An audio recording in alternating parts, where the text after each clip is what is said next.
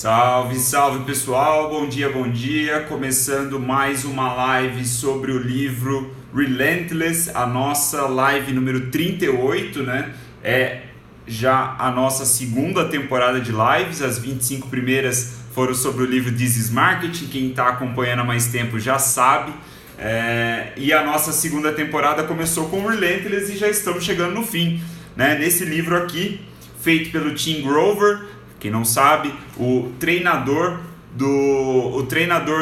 ex-treinador do Michael Jordan, ex-treinador do Kobe Bryant, um cara que treinou muitos profissionais de elite, né, de alta performance. Ele escreveu esse livro listando as 13 características mentais, 13 características do mindset desses caras, e a gente vem fazendo essas últimas lives aí, desde a live 26, a leitura desse capítulo, ou melhor, a leitura desse livro. Todo dia eu leio um capítulo e trago aqui para vocês as características, certo? A gente está na 11ª característica. Na sexta-feira eu imagino que a gente acabe esse livro. Eu não sei se eu vou fazer mais alguma live conclusiva ou não, mas estamos chegando na reta final e a característica de hoje é muito interessante, muito interessante. Segundo o Tim, essa é a característica mais difícil de um cleaner masterizar, de um cleaner conseguir dominar ela, né? Ter ela realmente inserida dentro de si, inserida dentro do seu mindset, que é a seguinte: quando você é um cleaner, né? Quando você é relentless, quando você é implacável, você confia em poucas pessoas. E as pessoas nas quais você confia nunca te decepcionam. Muito interessante esse capítulo. Achei, fantástico. É um capítulo curto também, direto ao ponto, cheio daquelas histórias que a gente vem falando, cheio das nuances ali, o contexto do basquetebol americano, né, da NBA, ali onde o Tim está bem inserido, onde ele mais trabalhou. Então ele começa esse capítulo falando sobre a quantidade de puxa-sacos e bunda moles que os grandes atletas de elite colecionam à sua volta, né? Não tem como começar a ler esse capítulo e não lembrar do Neymar, né? Quem acompanha futebol sabe da quantidade de amigos que o Neymar tem, né? Que ficou muito... Logo no começo da carreira dele, isso daí já explodiu, já ficou famoso. Até hoje em dia a gente sabe disso. E quando você lê esse capítulo, não tem como não linkar uma coisa na outra, né? Não tem como você lembrar disso. E ele diz que essa quantidade de gente à sua volta que não agrega porra nenhuma na maioria das vezes, não estou falando que os amigos do Neymar são esse caso, não sei dizer, né? Mas eu lembrei deles assim que eu li. E aí ele diz que essa galera, esses geralmente amigos de antigamente, né, amigos assim do início da sua vida, né, da adolescência, da infância, amigos do bairro, coisas desse tipo, são pessoas que não têm um mindset que você tem, né, que o cleaner tem, que um atleta de elite tem. E basicamente eles estão ali chupinzando tudo que você pode oferecer para eles gratuitamente e não estão pensando em como eles vão retribuir retribuir, né, o valor para você. Então é claro que tem a questão relacionamento, mas aí o que o Tim bate em cima durante esse capítulo inteiro é justamente os relacionamentos que você mantém quando você é um cleaner, ou quando você quer ser um cleaner, quando você quer executar em altíssimo nível. E ele fala que é aquela ideia, né, aquela frase clássica do Jim Rohn, que é a seguinte: você é a média das 5 pessoas com quem você mais convive, certo? Então, se você gasta muito do seu tempo, muito da sua energia com um monte de pessoas que não querem nada com a vida, não tem a ambição e a coragem de buscar o próprio sonho, né? São pessoas que não querem, não se preocupam com uma boa execução, não se preocupam com tudo isso com essas características que a gente está vendo no livro. A verdade é que provavelmente você vai também assumir essa característica para si, né? Você vai acabar pegando essas peculiaridades aí, essas características dessas pessoas à sua volta, e vai ser muito mais difícil você conseguir executar num nível de excelência. Então a provocação do Tim é que é muito solitário estar no topo, né? Se você seja num topo no sentido de ser o melhor jogador, ou ter uma empresa que é líder de mercado, ou então estar no topo da sua execução, né? Estar no topo da execução das pessoas do seu meio, que estão à sua volta. É muito solitário estar nessa posição, né? É muito solitário, por exemplo, eu digo por conta própria, fundar uma empresa sozinho, né? Sem cofundadores, você é o único fundador. É muito solitário, é uma posição muito difícil. Então, ele diz que esse nível de excelência que você tenta empregar nas suas atividades, nos seus projetos, nas suas coisas, ele é muito duro, ele é muito difícil de ser conseguido.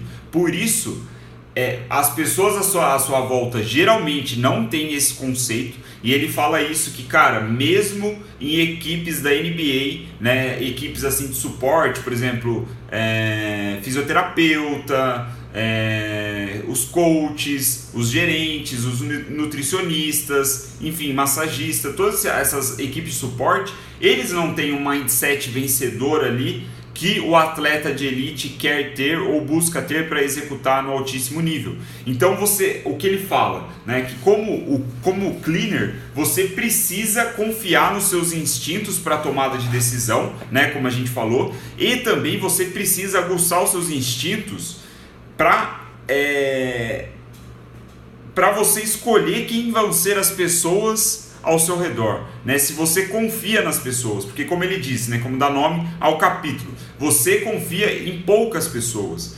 E aí que entra um ponto muito interessante, né, que ele diz que essa é a característica mais difícil de um cleaner, é você conseguir ir além das suas emoções de relações pessoais e ver as pessoas como ferramentas. Isso, puta, é foda. E aí ele fala, cara, ele, nesse momento do capítulo é muito legal, que ele fala assim, eu nunca falei até agora, né, a gente já passou da página 200 do livro, ele diz, eu nunca falei que o cleaner, que o cara que é relentless ou a mulher que é relentless, ele é um exemplo a ser seguido, né, que ele é um role model, né, como eles falam assim, que é um exemplo de cidadão, um exemplo de pessoa. Ele falou, não, eu nunca disse isso, eu disse que os grandes vencedores, os atletas de elite que performam em altíssimo nível por toda a sua carreira, têm essas características, né? Eles agem assim, eles pensam assim, eles tomam decisões assim. Não significa que eles são exemplos para a sociedade. Então é muito interessante, porque ele diz que quando você começa a ser mais instintivo em quem você coloca no seu círculo social, quem pode trabalhar com você, quem deve trabalhar com você, quem você vai alocar funções, você precisa ter certeza que essas pessoas são de altíssimo nível, que elas estão comprometidas a serem tão, se entregarem tanto a função delas quanto você faz com a sua, né? E aí ele diz que as emoções podem ditar nessas situações, porque seja você um empreendedor, um artista ou um atleta, você pode, né, à medida que você for crescendo, enxergar a oportunidade de trazer novas pessoas para a sua equipe, né, para trabalhar com você, certo? Então, por exemplo, um atleta, quando ele começa a ganhar dinheiro, ele começa a progredir na carreira, ele vai precisar de um contador, por exemplo, né? Ele vai precisar de alguém cuidando das finanças dele. E aí o que o Tim destaca é muito interessante, porque é fácil você se deixar levar pelas suas relações pessoais passadas e trazer pessoas que, por exemplo, já viveram com você antigamente e você traz elas para sua equipe porque você tem laços emocionais com essa pessoa, você confia nela pelo histórico e não necessariamente pelas habilidades que ela sabe que ela tem e pode performar a função desejada. Então, nesse contexto do contador que eu acabei de falar, é você ouvir da sua mãe, por exemplo, e falar assim, pô, tem o Joãozinho que está desempregado, né? Ele não fez faculdade de contabilidade, mas ele é bom com números, ele é bom em fazer conta. E ele lembra dele, ele morou com a gente lá, ele visitava a nossa casa, você jogava basquete com ele. O que você acha de deixar ele controlar as suas finanças?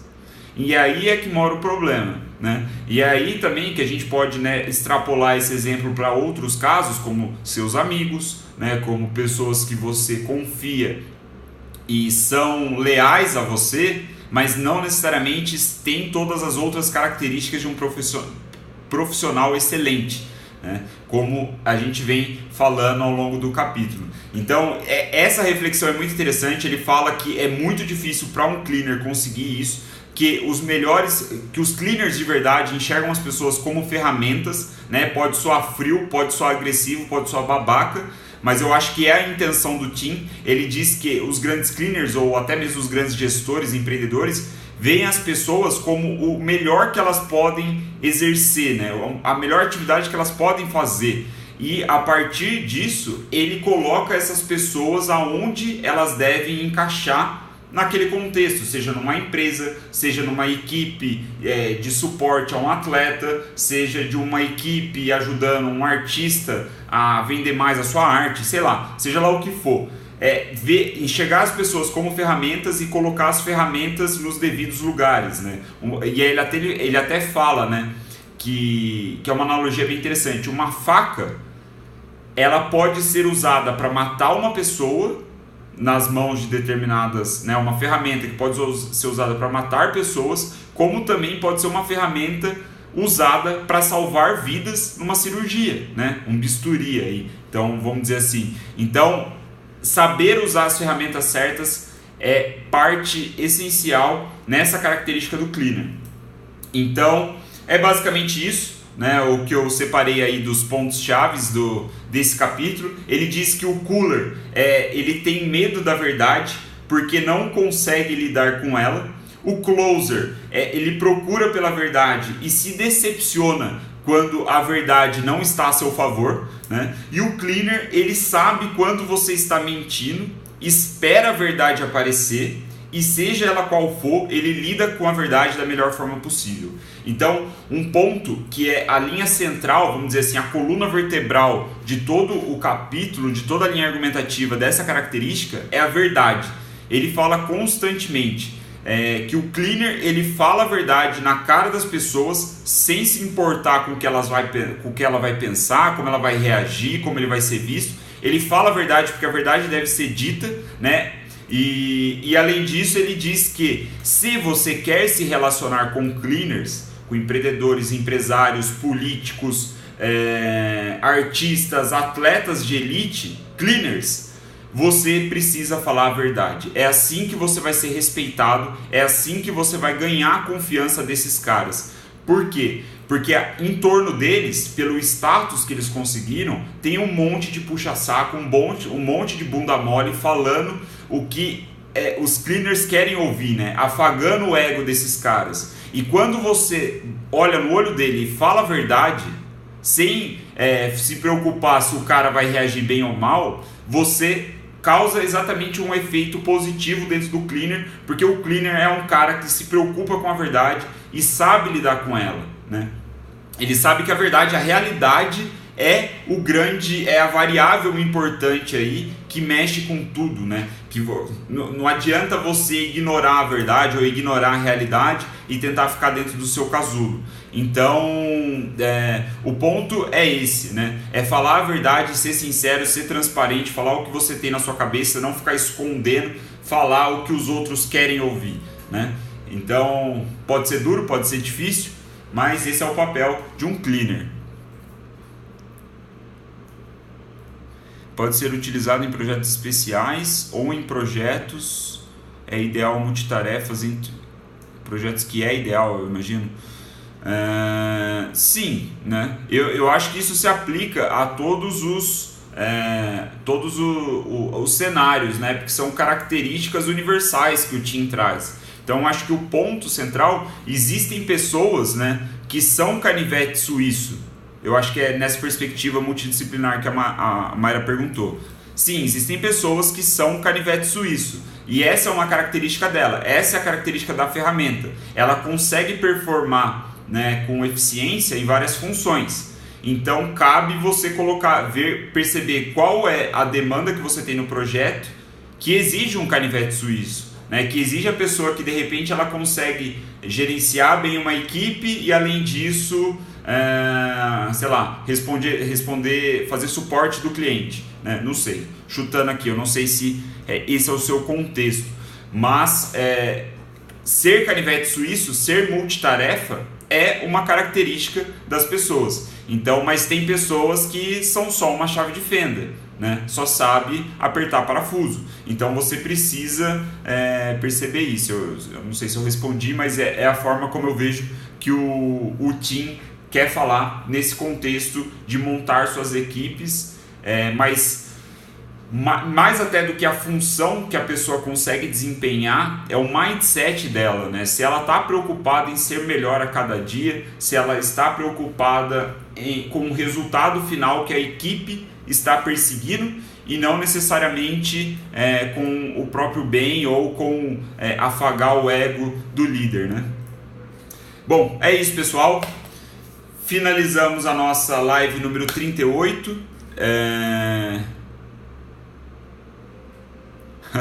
Trabalhar falando a verdade com especialistas em mentiras funciona? Não sei dizer. Eu imagino que sim, porque para mentir ele precisa conhecer a verdade. Eu não sei como ele vai reagir, né? Aí você precisa ter um pouco de tato para saber até onde você se queima ou não, né? Mas eu acho que funciona. Eu acho que você vai despertar a confiança dele, que esse é o ponto, né? Esse uma das linhas centrais do capítulo, é a confiança. É você despertar a confiança em cleaners e você como cleaner ter o instinto, ter a percepção em quem você pode confiar. E aí, nesses dois exemplos, né, nesses dois casos, sendo você o cleaner ou querendo o contato com o cleaner, a verdade é a linha central do argumento dele, né? Que a verdade é o que vai causar essa confiança. Ele diz, o cleaner ele pode não gostar da verdade, né, que você está falando para ele, mas por ser a verdade ele vai te respeitar e ele vai confiar em você. Então esse é o ponto, né? Só tem que tomar cuidado com os efeitos colaterais disso, tem que ter um pouco de tato, né, para o contexto acabar não gerando saindo o resultado aí pela culatra, né? Eu acho que é isso, espero ter respondido. Essa foi a nossa live número 38. Amanhã voltamos aqui às 9h03 da manhã, certo? Com a 12ª característica do Relentless. Então se você tem curtido, manda para um amigo, recomenda para ele. Em breve eu vou subir todas essas lives desse capítulo no meu canal do YouTube, assim como já está lá todas as lives do livro anterior, que foi sobre o livro do Seth Godin, This is Marketing. Já está todas no YouTube. E nos vemos amanhã às 9h03 da manhã. Muito obrigado pela atenção de vocês. Obrigado por quem assistiu ao vivo. A Mayra, a Rafa, Viviane, sempre presentes. Muito obrigado pela atenção, pela confiança. E obrigado para você que também assiste depois e me dá seu feedback, deixe seu comentário por mensagem privada. Valeu!